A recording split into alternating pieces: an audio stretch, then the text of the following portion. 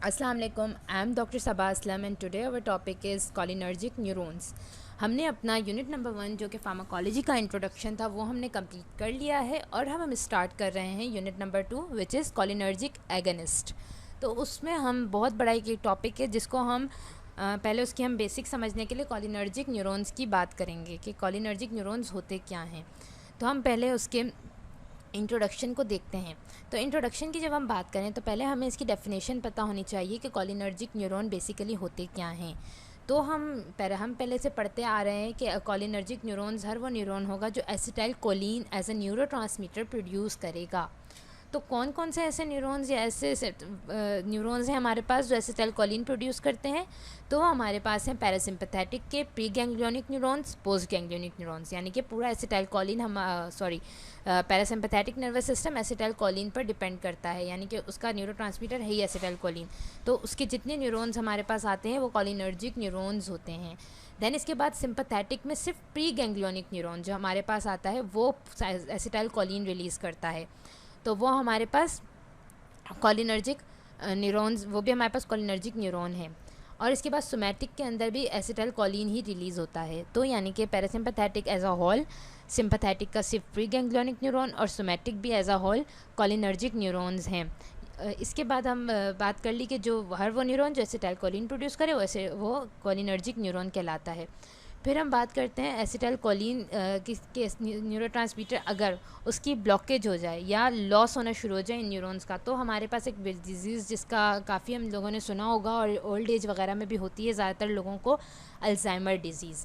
तो जो Alzheimer disease है वो डिपेंड करता है एसिटाइलकोलिन के लॉस पर, लेकिन किस जगह? टेम्पोरल लोब, जो हमारे ब्रेन का एक पार्ट है टेम्पोरल लोब, वहाँ पर अगर कोलिनर्जिक न्यूरॉन्स की लॉस होना शुरू हो जाए तो हमारे पास अल्जाइमर डिज़ीज़ हो जाती है। और वो हम इसको मतलब उस डिज़ीज़ को ट्रीट करने के लिए हम एसिटाइलकोलिन ईस्ट्रेस, ये हमारे पास एक केमिकल है, एज अ ड्रग भी यूज़ होता है। वो हम अल्जाइमर को ट्रीट करने के लिए एसिटाइलकोलिन ईस्ट्रेस यूज़ करते हैं, जो कि एसिटाइलकोलिन को रिलीज़ करवाता है और उसके कोलिनर्जिक न्यूरॉन्स के लॉस को भी हम पूरा करते हैं, मतलब उसके लॉस को कम करता है। देन इसके बाद हम बात करते हैं कि अब हमने बात तो कर दी कि इस तरह न्यूरोट्रांसमीटर होता है और एसिटाइलकोलिन होता है, लेकिन उसकी न्यूरोट्रांसमिशन होती किस तरीके से, कोलिनर्जिक न्यूरॉन्स के अंदर एसिटाइलकोलिन किस तरह बनता है, कैसे आता है, ये सब हम अब डिस्कस करते हैं। तो इसके टोटल 6 स्टेप्स हैं हमारे पास। नंबर 1 पर हम बात करेंगे कि वो किस तरह सिंथेसाइज होता है, मतलब एसिटाइलकोलिन उन न्यूरॉन्स में किस तरह सिंथेसाइज होता है या कहाँ से आता है। देन उसके बाद हम उसकी स्टोरेज की बात करेंगे कि बनने के बाद वो स्टोर किस तरह किया जाता है। फिर हम रिलीज़ की भी बात करेंगे कि वो रिलीज़ किस तरीके से होता है। देन हम इसके बाद रिलीज़ होने के बाद उसकी बाइंडिंग के बारे में बात करेंगे कि वो रिसेप्टर्स के साथ बाइंड किस तरह होता है। फिर इसके बाद हमारे 5वें स्टेप में हम उसकी डिग्रेडेशन देखेंगे कि वो डिग्रेड किस तरह हो रहा है। एंड देन 6 में हम उसकी रिसाइकलिंग देखेंगे कि डिग्रेड होने के बाद वो कहाँ, उसका मतलब फेट उससे कहाँ तक लेकर जा रही है। तो इसके लिए हम यहाँ एक पूरी इमेज ड्रॉ कर रही हूँ, ये आपके पास शो हो रही है। तो ये इमेज हमारे पास आ गई। तो अब हम इससे अच्छे से इन 6 स्टेप्स को समझने की कोशिश करते हैं। नंबर 1 पर हमारे पास आता है सिंथेसिस, ये यहाँ पर है सिंथेसिस। तो यहाँ पर हमारे पास पहले क्या होगा, ये हमारे पास एक न्यूरॉन है, इस न्यूरॉन के अंदर कोलिन आएगा। कोलिन हमारे पास इसके अंदर जो हमारे पास एक मॉलिक्यूल है जो एक्स्ट्रा सेलुलर फ्लूइड में पाया जाता है, वो इस न्यूरॉन के साइटोप्लाज्म में एंटर होगा। किसके थ्रू? एनर्जी डिपेंडेंट कैरियर के थ्रू, सोडियम के साथ। सोडियम इसको अंदर लेकर आएगा। और सोडियम क्यों इसके साथ आ रहा है ये हम आगे जो लास्ट स्टेप में पढ़ेंगे तो हम खुद समझ जाएंगे कि सोडियम क्यों इसके साथ आ रहा है। तो यहाँ पर हम कोलिन पहले न्यूरॉन्स के साइटोप्लाज्म के अंदर आएगा, यानी कि प्री पोस्ट जो भी हमारे पास है, ज़्यादातर तो प्री के अंदर ही होता है क्योंकि ये बनता प्री न्यूरॉन्स के अंदर है ना, प्री गैंग्लियोनिक न्यूरॉन्स के अंदर। तो ये सबसे पहले यहाँ पर आएगा, किसके थ्रू? सोडियम के थ्रू आ रहा है। और कैसे? एनर्जी डिपेंडेंट सोडियम चैनल्स के थ्रू ये इसके अंदर आ रहा है। अच्छा, जब ये इसका अंदर आना, तो ये अगर इसका इसके अंदर इसका रिलीज़ होना, ये हमारे पास रेट लिमिटिंग स्टेप होता है। और हेमिकोलिनियम, ये एक मॉलिक्यूल या एक ऐसा केमिकल है, एज अ ड्रग के तौर पे भी हम इसे दे सकते हैं। ये इसकी इस न्यूरॉन के अंदर इस रिलीज़ को रोकता है। तो अगर जहाँ हमें एसिटाइलकोलिन के रिलीज़ को या उसकी सिंथेसिस को रोकना है तो हम हेमिकोलिनियम यूज़ करते हैं। तो खैर ये तो इसके ब्लॉक की बात होगी, लेकिन एक दफ़ा जब कोलिन सोडियम के साथ इंटर हो गया तो यहाँ पर क्या होगा कि यहाँ पर हमारे पास एसिटाइल को ए एसिटाइल कोए पहले से मौजूद होगा। और वो किस तरह अंदर पहले से मौजूद होगा कि हमें सबको पता है कि सेल का जब एक बेसिक स्ट्रक्चर पढ़ते हैं तो उसमें एक माइटोकॉन्ड्रिया होता है। तो जो एसिटाइल कोए है वो हमारे पास माइटोकॉन्ड्रिया में सिंथेसाइज होगा। किस तरह से? पायरोवेट ऑक्सीडेशन और फैटी एसिड ऑक्सीडेशन जो हम पूरे प्रोसेस पढ़ते हैं उसके थ्रू एसिटाइल कोए इसका प्रोडक्ट है एक। तो वो यहाँ से हमारे पास न्यूरॉन्स के अंदर साइटोप्लाज्म के अंदर वो रिलीज़ होगा और यहाँ सोडियम के साथ ऑलरेडी कॉलिन आ चुका है। तो कॉलिन एसिटाइल ट्रांसफेरेस ये एक एंजाइम है जो कैटेलाइज करेगा इसको, और इससे हमारे पास एसिटाइल और कॉलिन का आपस में रिएक्शन होगा और हमारे पास एसिटाइल कोलिन बन जाएगा। तो इस तरह इसकी सिंथेसाइज हो जाएगी कि कॉलिन आएगा सोडियम के साथ एनर्जी कैरियर्स की प्रोटीन्स के थ्रू। देन इसके बाद कॉलिन एसिटाइल ट्रांसफेरेस कैटेलाइज इसको करेगा और एसिटाइल कोई जो कि माइटोकॉन्ड्रिया से प्रोड्यूस हुआ था वो आपस में रिएक्शन करेंगे और एसिटाइल कोलिन हमारे पास सिंथेसाइज हो जाएगा। देन इसके बाद यहाँ तो इसकी सिंथेसाइज की बात हो गई। अब हम बात करते हैं इसकी स्टोरेज की बात। तो स्टोरेज वो किस तरह होगी? वो वेसिकल्स के अंदर स्टोर होगा। वेसिकल्स, अब ये सिर्फ अलोन वेसिकल के अंदर अकेला ये स्टोर नहीं हो रहा है, इसके साथ एटीपी और प्रोटियोग्लाइकन जो हमारे पास होता है ग्लूकोज और प्रोटीन का जो एक हमारे पास कॉम्प्लेक्स है वो भी इसके साथ अंदर बाइंड होगा। अच्छा, अब एक और बात याद रखें कि एटीपी क्यों आ रहा है। एक सवाल हमारे माइंड में जनरेट होता है कि एटीपी क्यों आ रहा है। तो ये एक रूल है, जब भी स्टोरेज होगी किसी भी न्यूरोट्रांसमीटर की तो वो कभी भी अकेले स्टोरेज नहीं होगी। वो एक रूल मतलब हमारे पास होता है कि वो कभी भी अकेले रिलीज़ नहीं होगा, उसके साथ एटीपी भी इसके अंदर होगा। और ये क्या करता है कि मतलब उस वेसिकल से उसको निकलने नहीं देता। एसिटाइल न्यूरोट्रांसमीटर जो हमारे पास एसिटाइल कोलिन स्टोर हुआ या एपिनेफ्रिन और एपिनेफ्रिन जो भी हमारे पास कभी भी वेसिकल्स में स्टोर होगा तो उसके साथ कोई ना कोई एटीपी या प्रोटियोग्लाइकन भी स्टोरेज में जाएगा ताकि वो इनहिबिट करके रखे। फिर इसके बाद ये वेसिकल्स में जाने के बाद बीड लाइक स्ट्रक्चर्स बना देंगे जो कि हमारे पास वेरिकोसाइटाइस कहलाएंगे। तो यहाँ पर एसिटाइल कोलिन अपने बीड लाइक स्ट्रक्चर्स में आ जाएगा और वो एक वेसिकल में स्टोर हो जाएगा। तो यहाँ हमने स्टोरेज की भी बात कर दी। फिर इसके बाद हम और इसके बाद देखें यहाँ पर भी लिखा हुआ है ना in the vesicle acetyl choline degradation ताकि ना हो इसलिए हम एटीपी यहाँ पर भी देखें लिखा हुआ है कि acetyl choline is protected from degradation in the vesicle. यहाँ ये अपनी डिग्रेडेशन से भी रुका रहेगा इसलिए वेसिकल में स्टोर और सेव भी यानी कि हो जाएगा। देन इसके बाद हम इसकी स्टोरेज के बाद बात करेंगे अब रिलीज़ किस तरीके से होगा। तो देखिए रिलीज़ की जब हम बात करते हैं तो इसके अंदर जब भी रिलीज़ होना होगा तो ज़ाहिर सी बात है एक्शन पोटेंशियल जनरेट होगा तभी वो रिलीज़ होना शुरू हो जाएगा। एक्शन पोटेंशियल हमें पता है सोडियम और कैल्शियम का इनफ्लक्स और आउटफ्लक्स होना शुरू हो जाएगा। तो जो कैल्शियम है हमारे पास वो इंट्रासेलुलर फ्लूइड में इंक्रीज़ होने लग जाएगा और कैल्शियम की जो इंक्रीज़ होगा वो एसिटाइल कोलिन को रिलीज़ होने में हेल्प करेगा। तो इस तरह एसिटाइल कोलिन हम वेसिकल से निकल जाएगा मतलब रिलीज़ होना शुरू हो जाएगा। अच्छा, अब ये जब रिलीज़ इसका जो ये रिलीज़ है ये हम केमिकल है हमारे पास ब्यूटोलिनियम जो है वो हमारे पास इसकी इस रिलीज़ को ब्लॉक करेगा। और इसके बाद एक हमारे पास होता है स्पाइडर विनोम जो वाइट विडो स्पाइडर जो है उसका एक विनोम होता है, उसके थ्रू एसिटाइल कोलिन की रिलीज़ बढ़ सकती है और ब्यूटोलिनियम से ब्लॉक हो जाती है। तो यहाँ हम साथ साथ ड्रग्स भी स्टडी करें कि कौन ब्लॉक करवाएगा और कौन इसकी रिलीज़ करवाएगा। तो क्या होगा तो यहाँ से फिर वो रिलीज़ होगा। अब जब वो न्यूरोट्रांसमीटर से जब न्यूरॉन से रिलीज़ हो गया तो उसके बाद अब इसके पास दो ऑप्शंस हैं। अब वो या तो पोस्ट गैंग्लियोनिक न्यूरॉन्स के साथ जाके अटैच होगा या फिर अफेक्टर ऑर्गन के साथ जाके अटैच होगा। और इसमें भी इसके दो टाइप के रिसेप्टर्स होते हैं, या तो मस्करेनिक रिसेप्टर्स के साथ वो बाइंड होगा या निकोटिनिक रिसेप्टर्स के बाइंड होगा। वो डिपेंड करता है और वो हम आगे पढ़ेंगे कि कब और किस सिचुएशन में वो किसके साथ बाइंड होगा जाकर।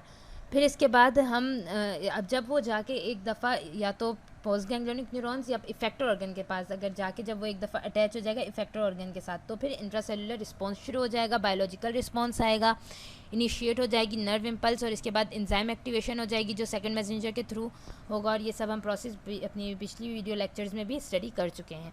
फिर जब इसके साथ इसकी बाइंडिंग की हम बात कर चुके हैं तो अब इसके बाद हम बात करेंगे रिलीज़ और बाइंडिंग की हमने अच्छे से बात कर ली। अब हम इसकी बात करेंगे डिग्रेडेशन की। अब रिलीज़ हो गया, बाइंड हो गया, ठीक है, अब उसने अपना इफेक्ट भी दे दिया, हमने पढ़ लिया कि वो बाइंडिंग होने के बाद रिसेप्टर्स के साथ आया और फिर सेकंड मैसेंजर सिस्टम के थ्रू वो इनिशिएट हो गया हमारे पास। अब ठीक है, जो हमें रिस्पांस चाहिए था वो हमारे पास अचीव हो गया। अब क्या होगा, अब जब वो अटैच हुआ है यहाँ पर अब उस एसिटाइल कोलिन का क्या होगा। तो उसका ये होगा कि एक वक्त ये आएगा कि बस उससे सिग्नल मिलना बंद हो जाएंगे, अब हमारा काम हो गया, अब उसे सेल कहेगा बस भाई मेरा काम हो गया अब आप जाओ। तो अब उससे क्या होगा कि अब जब हमारा काम सेल का काम हो जाएगा तो वो एसिटाइल कोलिन यहाँ से अपनी जो रिसेप्टर के साथ आके अटैच। तो बाइंडिंग के बाद अब हमारे पास फिफ्थ स्टेप आता है, वो आता है डिग्रेडेशन का। बाइंड हो गया, हमारे पास एक्स्ट्रा इंट्रासेलुलर इफेक्ट्स भी प्रोड्यूस हो गए सेकंड मैसेंजर के थ्रू। देन अब जब सिग्नल मिलना बंद हो जाएगा तो डिग्रेडेशन में क्या होगा कि जब उसे एक दफ़ा सिग्नल मिलना बंद हो जाएगा तो अब साइनेप्टिक क्लेफ्ट होता है, क्योंकि हमें पता है, ये तो हम सब बात पढ़ चुके। तो ये साइनेप्टिक क्लेफ्ट ने ये अपने रिसेप्टर के साथ से डिटैच होगा एंड उसके बाद वो ब्रेक डाउन हो जाएगा एसिटाइल और कोलिन के अंदर। मतलब दोबारा से अपने एंड प्रोडक्ट्स जो इसके पास दो हमारे पास आएंगे, एसिटाइल और कोलिन, उसमें डिग्रेड होगा। अच्छा, डिग्रेड किसके थ्रू होगा? वो इसके थ्रू हो जाएगा कि ब्यूटराइल कोलिन ईस्ट्रेस, और जिसे हम सीडो कोलिन ईस्ट्रेस भी कहते हैं, उस जो हमारे प्लाज्मा में ये प्रेजेंट होता है, वो इसके एंड प्रोडक्ट में ब्रेक करेगा और टर्मिनेट कर देगा।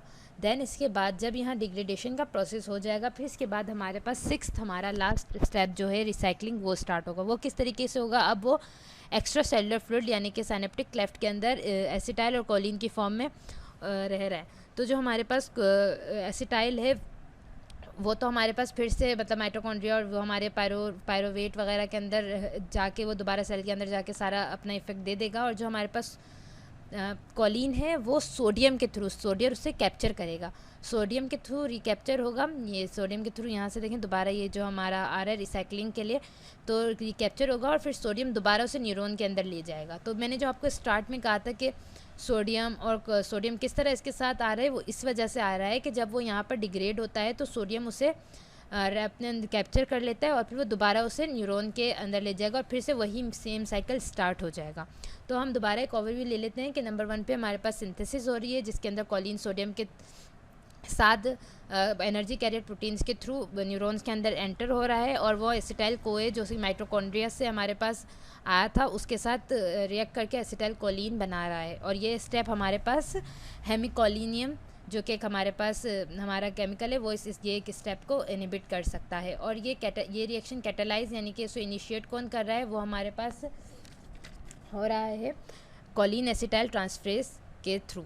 फिर इसके बाद सेकंड स्टेप में हमने स्टोरेज की बात की कि वो वेजिकल्स के अंदर एटीपी और प्रोटियोग्लाइकन के साथ जाके स्टोर हो जाएगा और वहाँ पर बीड लाइक स्ट्रक्चर बना लेगा जो कि वेरिकोसाइटाइज हमारे पास कहलाएगा। देन उसके बाद स्टोरेज क्योंकि एटीपी के साथ क्यों हो रही है, ताकि यहाँ पर वो स्टोर और सेव भी रहे, डिग्रेडेशन ना हो जाए इसकी। फिर स्टोरेज के बाद हम बात करेंगे उसके रिलीज़ की। लास्ट हमने थर्ड स्टेप पे इसका रिलीज़ पढ़ा था कि वो रिलीज़ किस तरीके से होगा। वो इस तरीके से रिलीज़ होगा जब एक्शन पोटेंशियल स्टार्ट हो जाएगा, सोडियम और कैल्शियम का हमारे पास इनफ्लक्स आउटफ्लक्स स्टार्ट होगा, तो कैल्शियम इंट्रासेलुलर फ्लूइड में एक्सिस में होने लग जाएगा जो कि यहाँ पर रिलीज़ करवाएगा एसिटाइल कोलिन को। फिर रिलीज़ होने के बाद, और ये स्टेप का हमने पढ़ा था कि ये स्टेप हम ब्लॉक कर सकते हैं बोट्यूलिनियम के थ्रू, और इसको बढ़ा किसके थ्रू सकते हैं, स्पाइडर विनोम के ज़रिए। एक वाइट विडो स्पाइडर होता है जिसके थ्रू ये स्टेप हमारे पास इंक्रीज़ हो जाता है अगर वो केमिकल हम दें, और इसके अलावा ब्यूटोलिनियम के थ्रू ये ब्लॉक होगा और इससे एसिटाइल कोलिन नहीं निकलेगा। तो यहाँ हमने रिलीज़ की बात की। फिर इसके बाद हम बाइंडिंग की बात करेंगे कि वो जाके या तो हमारे पास इफेक्टर ऑर्गन के साथ जाके अटैच होगा या पोस्ट गैंग्लियोनिक न्यूरॉन के साथ जाके अटैच होगा, अगर या तो मस्क्यूरेनिक रिसेप्टर्स के साथ थ्रू अटैच होगा या निकोटिनिक, और ये हम आगे पढ़ेंगे कि वो मस्क्यूरेनिक के साथ होगा कि निकोटिनिक के साथ होगा। फिर जब वो एक दफ़ा यहाँ पर अटैच हो जाएगा तो फिर एक्शन पोटेंशियल वो अंदर हमारे पास हमारे इनिशिएशन शुरू हो जाएगी, किसकी, नर्व इम्पल्सिस की इनिशिएशन शुरू हो जाएगी और इंजाइम एक्टिवेशन हो जाएगी सेकंड मैसेंजर के थ्रू, और जो हमारे पास डिज़ायर हमारा एक्शन था वो परफॉर्म हो जाएगा। फिर जब इसके बाद वो अपना एक्शन परफॉर्म कर लेगा, यानी कि जब वो सेल के अंदर जो हमारे पास डिज़ायर्ड हमारी फंक्शन थे वो परफॉर्म हो जाएंगे, तो फिर इसके बाद हमारे पास डिग्रेडेशन का प्रोसेस शुरू हो जाएगा, जिसके अंदर वो क्या करेगा, वो इफेक्टर ऑर्गन के जो रिसेप्टर्स के साथ बाइंड था उससे डिटैच हो जाएगा, और इसके बाद वो क्या करेगा, वो एसिटाइल जो हमारे पास कोलिन था वो डिटैच होने के बाद डिग्रेड होगा किसके अंदर, एसिटाइल के अंदर और कोलिन के अंदर। तो और ये किसके थ्रू होगा, प्लाज्मा में हमारे पास ब्यूटराइल कोलिन स्ट्रेस और सीडो कोलिन स्ट्रेस पाए जाते हैं जो कि इसकी ब्रेकडाउन को हेल्पफुल रहते हैं। फिर इसके बाद जब वो यहाँ से डिग्रेड हो जाएगा, फिर हमारे पास इसकी रिसाइकलिंग स्टार्ट होगी। रिसाइकलिंग किस तरीके से होगी कि जो हमारे पास कोलिन है वो सोडियम से रिकैप्चर करेगा कोलिन को और अगेन उसको न्यूरॉन के अंदर ले जाएगा। क्योंकि हमने स्टार्टिंग में यही बात की थी कि किस तरह जाएगा, तो इस तरीके से जाएगा कि सोडियम इसलिए इसके साथ जा रहा है क्योंकि वो यहाँ से इसको बाइंड करके इसे दोबारा न्यूरॉन के तक लेकर जा रहा है। तो यहाँ हमने इसके न्यूरो ट्रांसमिशन के पूरे अल्हम्दुलिल्लाह 6 स्टेप्स कंप्लीट कर लिया और आई होप कि आपको ये समझ आया होगा। इसके बाद हम अब बात करेंगे निकोटिनिक और मस्क्यूरेनिक रिसेप्टर्स की। कॉलिनर्जिक जो हमारे पास कॉलिनर्जिक रिसेप्टर्स भी कहलाते हैं, जो हमारे पास दो तरह के होते हैं। नंबर 1 हमारे पास होते हैं निकोटिनिक और एक होता है मस्क्यूरेनिक। हमने पहले ही बात की थी, या तो आइदर मस्क्यूरेनिक रिसेप्टर के साथ अटैच होगा या निकोटिनिक। तो हम मस्क्यूरेनिक के बारे में बात करते हैं कि जब भी मस्क्यूरेनिक रिसेप्टर के साथ अटैच होगा तो जी प्रोटीन कपल रिसेप्टर के थ्रू ये अटैच होगा। तो जब भी ये मस्क्यूरेनिक रिसेप्टर्स के साथ अटैच होगा हमारा एसिटाइल कोलिन, तो हमारे पास जी प्रोटीन कपल रिसेप्टर्स के थ्रू वो हमारे सेल के अंदर चेंजिंग आएगी, हमारी फैक्ट्री ऑर्गन के अंदर जी प्रोटीन कपल रिसेप्टर्स के थ्रू वो अंदर उसकी रिलीज़ वगैरह होगा और इस तरह जी प्रोटीन कपल रिसेप्टर्स का मैकेनिज्म ऑन हो जाएगा। इसके बाद मस्क्यूरेनिक रिसेप्टर्स के हमारे पास 5 क्लासेस आती हैं, M1, M2, M3, M4 and M5। लेकिन इसमें से सिर्फ 3 फंक्शनल होते हैं, मतलब कि M1, M2 और M3। ये जो 3 है वो फंक्शनल है, M4, M5 इसके फंक्शनल नहीं होते। तो हम आगे उसकी लोकेशन को देखते हैं कि किस तरह ये M1, M2, M3 कहाँ कहाँ पाए जाते हैं। तो हम लोकेशन की बात करें तो देखें muscarinic receptors throughout the body होते हैं। तो M1 जो हमारे पास होगा वो गैस्ट्रिक पैराइटल सेल्स की तरफ होगा। M2 हमारे पास M1 गैस्ट्रिक पैराइटल सेल्स की तरफ है। M2 हमारे पास कार्डियक एंड स्मूथ मसल्स की तरफ पाया जाता है। और M3 हमारे पास ब्लडर, एक्सोक्राइन ग्लैंड और स्मूथ मसल्स के पास पाया जाता है। यानी कि M1 की हमारे पास कहाँ लोकेशन है, गैस्ट्रिक पैराइटल सेल, M1 की गैस्ट्रिक पैराइटल सेल्स पर है, M2 की कार्डियक एंड स्मूथ मसल्स की तरफ है और M3 की ब्लडर, एक्सोक्राइन ग्लैंड और स्मूथ मसल्स पर भी ये भी M2 और M3 दोनों पाए जाएंगे। ठीक है, तो यहाँ अब अगर हमें गैस्ट्रिक पैराइटल सेल मतलब डाइजेशन वगैरह, क्योंकि पैरासिम्पैथेटिक में हमारे पास डाइजेशन का भी प्रोसेस होता है, तो जब भी डाइजेशन का प्रोसेस होगा तो M1 के साथ जाके एसिटाइल कोलिन M1 मस्क्यूरेनिक रिसेप्टर्स के पास जाके अटैच हो जाएगा। जब हमारे पास हार्ट बीट हमें नॉर्मल पे करनी होगी और हमारे मतलब स्मूथ मसल्स में बहुत सारी चीज़ें आ जाती हैं, उसे रिलैक्स करना होगा, तो हमारे पास M2 वर्क करेगा। और जब ब्लैडर और एक्सोक्राइन ग्लैंड्स को रिलैक्स करना होगा तो हमारे पास M3 मस्क्यूरेनिक रिसेप्टर्स वर्क करेंगे। फिर इसके बाद अब हम बात करते हैं निकोटिनिक की। निकोटिनिक रिसेप्टर्स भी हमारे पास इसी तरह 5 टाइप्स के उसमें होते हैं, लेकिन ज़्यादातर हमारे पास MN और MNM की बात की जाती है। जब भी हमारे पास ये निकोटिनिक रिसेप्टर्स की हम बात करेंगे तो वो लिगेंड गेटेड आयन चैनल्स के थ्रू वर्क करेंगे। मतलब हमने मस्क्यूरेनिक का पढ़ा था कि जब वो वर्क करेंगे तो किसके थ्रू वर्क करेंगे, जी प्रोटीन कपल रिसेप्टर्स की, जो हमने मैकेनिज्म पढ़ा था। इसके बाद हम अगर निकोटिनिक रिसेप्टर्स जब भी एक्टिव होंगे तो लिगेंड गेटेड आयन चैनल्स के थ्रू वर्क करेंगे। फिर इसके बाद हम लोकेशन की बात करते हैं। तो निकोटिनिक रिसेप्टर्स हमारे पास एड्रिनल CNS में पाए जाते हैं, एड्रिनल मेड्यूला में पाए जाते हैं, ऑटोनॉमिक गैंग्लिया में पाए जाते हैं और न्यूरोमस्कुलर जंक्शन यानी कि NMJ से कहते हैं NMJ में वर्क करेंगे। और इसके अलावा देखिए, अब जब भी हमारे पास CNS से कोई रिलेटेड वर्क होगा तो निकोटिनिक मसल रिसेप्टर्स हमारे एक्टिव हो जाएंगे और एसिटाइल कोलिन वहाँ उनके साथ जाके अटैच होगा। जब भी एड्रिनल मेड्यूला में होगा तब भी निकोटिनिक रिलीज होगा, मतलब निकोटिनिक रिसेप्टर्स एक्टिव होंगे। ऑटोनॉमिक गैंग्लिया में भी निकोटिनिक रिसेप्टर, देखें ऑटोनॉमिक गैंग्लिया की बात करी जाए तो हमने इफेक्टर सेल्स में तो पढ़ लिया कि ये यहाँ जाएंगे।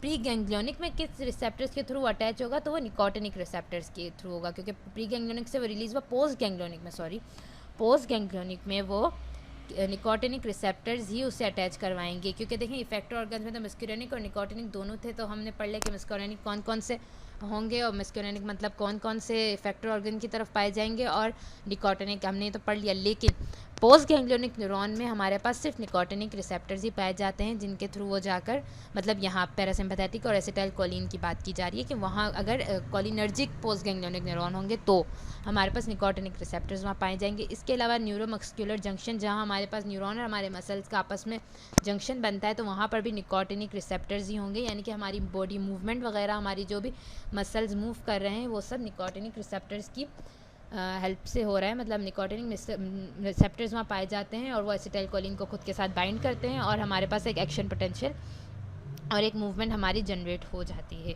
तो that's all for today's topic. उम्मीद है आप सबको अच्छे से समझ आया होगा। इसके साथ मिलते हैं नेक्स्ट टॉपिक के साथ, जिसके अंदर हम आगे उसकी ड्रग्स को स्टडी करेंगे कि एसिटाइल कोलिन की तरह कौन सी ऐसी ड्रग्स हैं जो हमारे पास ऑटोनॉमी कोलिनर्जिक एगनिस्ट का काम देती हैं। अपना बहुत ख्याल रखिएगा। अल्लाह हाफिज़।